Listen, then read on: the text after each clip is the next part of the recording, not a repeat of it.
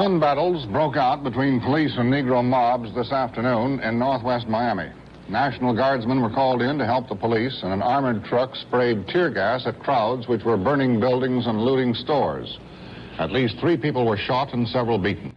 There's 2 forces working, one force of change and the other force that wants things to stay the same and not be too far out.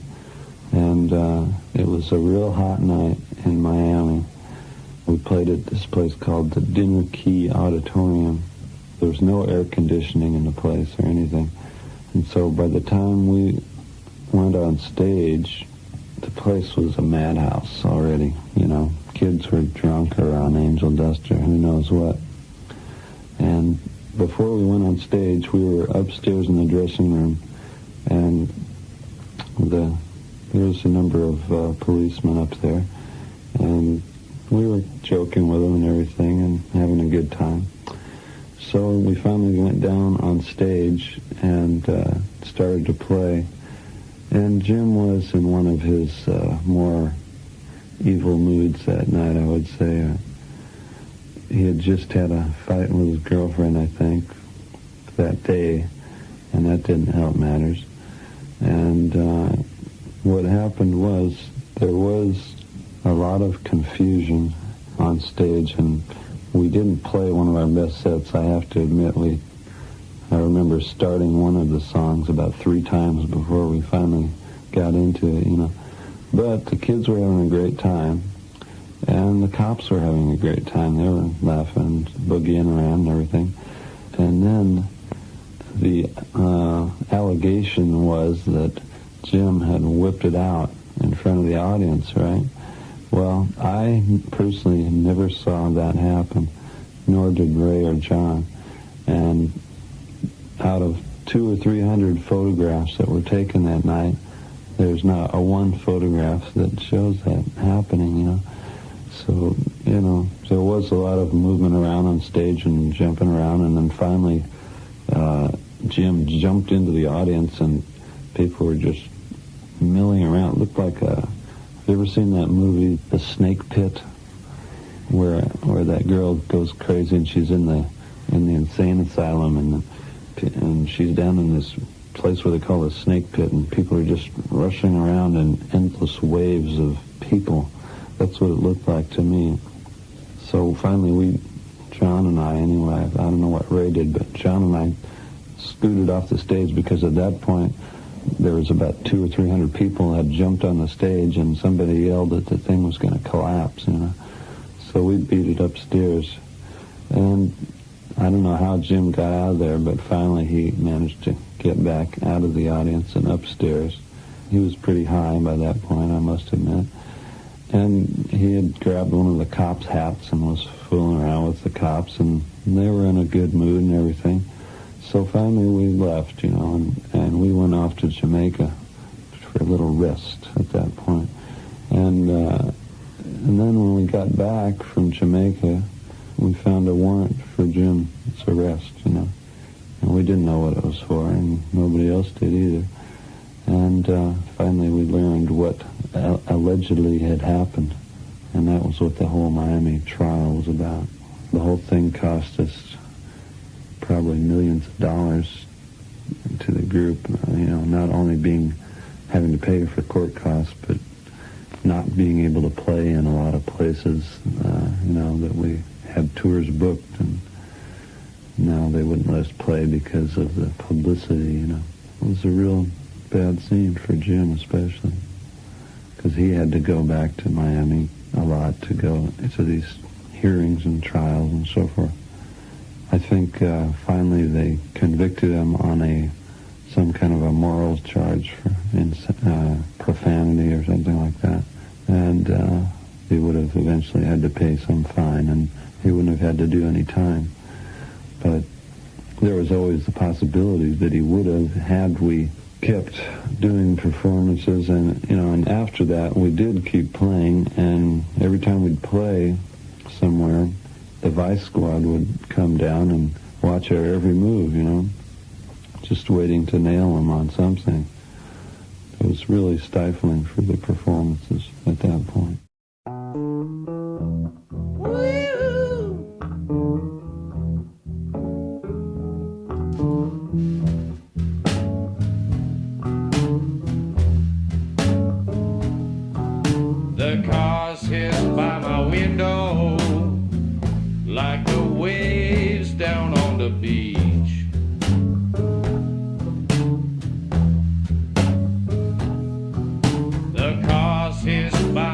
window like the waves down on the beach.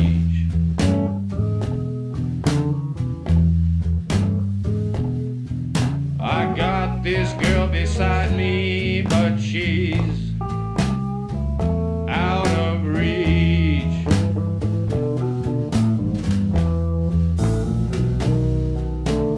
Headlight to my window, shining on the wall.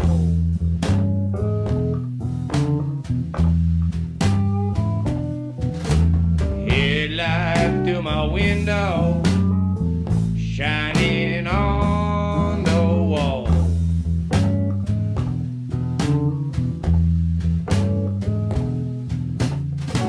Can't hear my baby, though I call and call.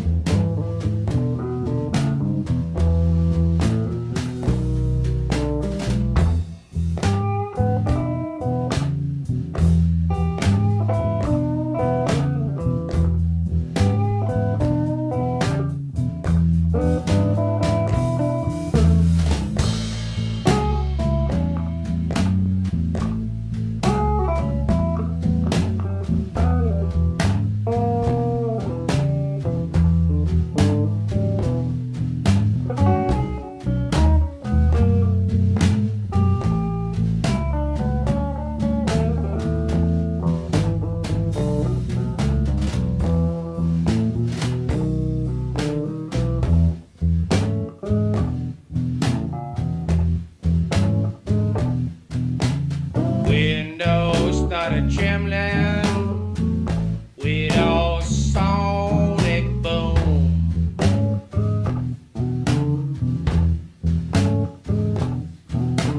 Windows started trembling with a sonic boom. Boom.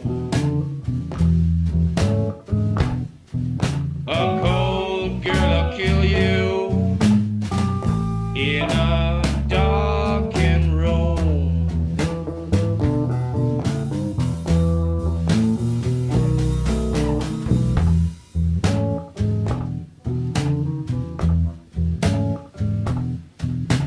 Dog crawled out my window in the cruel morning yard.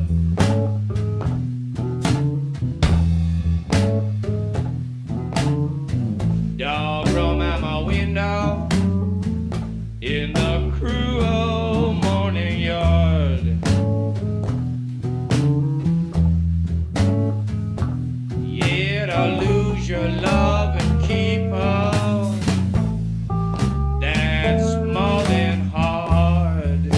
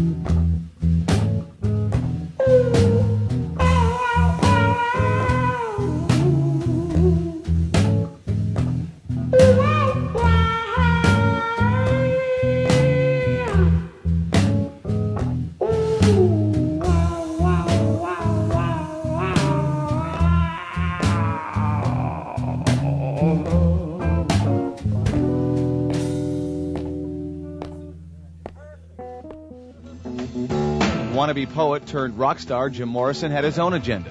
He wanted the world, and he wanted it now. Though the Doors' cerebral lyrics and psychedelic sounds kept them on the charts, it was the Lizard King's brazen sexuality that defined the group. Tried to run, tried to hide, break on through to the other side, break on through to the other side. Did not. Jim Morrison was sex on a stick, and he was the stick too. So he was the whole damn package. He was the man who made leather pants not just an idea but a reality. He was also a poet. Now, Morrison was one of the first people to feel this as a contradiction. Morrison's inner demons, as well as his love of alcohol, earned him the reputation of an unpredictable performer. A pivotal moment in the Doors' career came in '69 when an inebriated Morrison took the stage in Miami.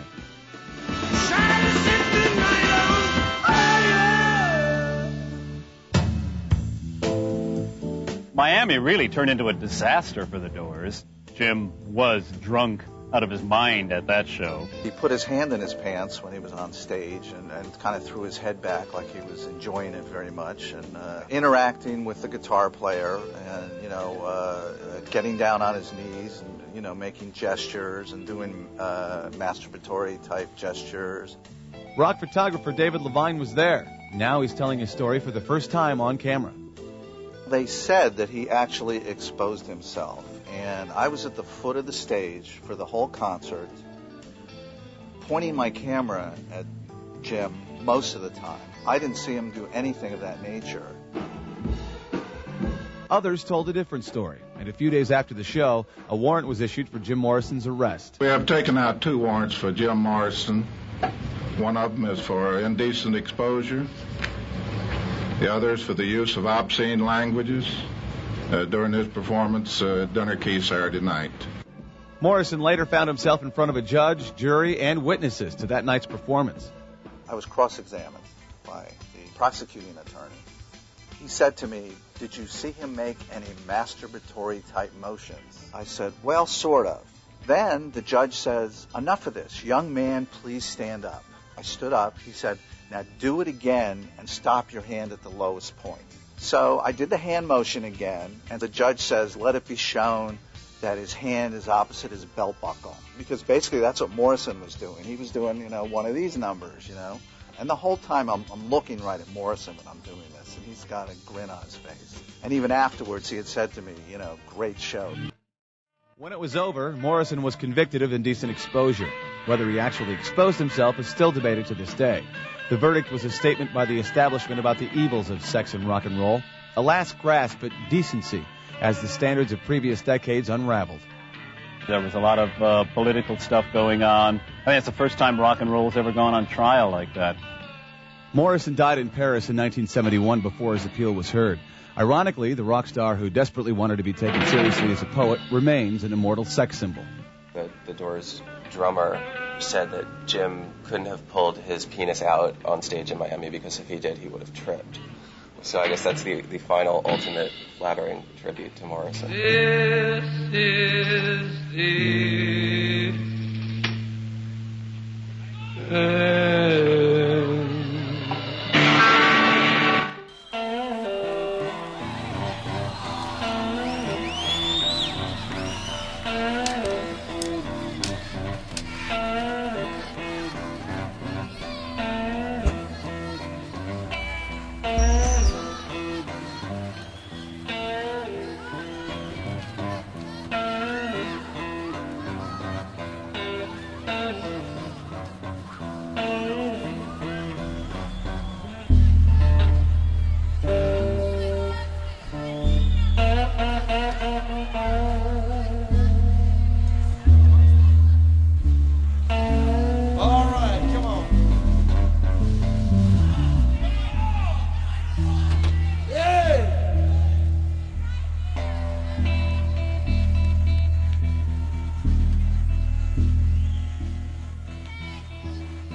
Ladies and gentlemen, we have a special treat for you tonight.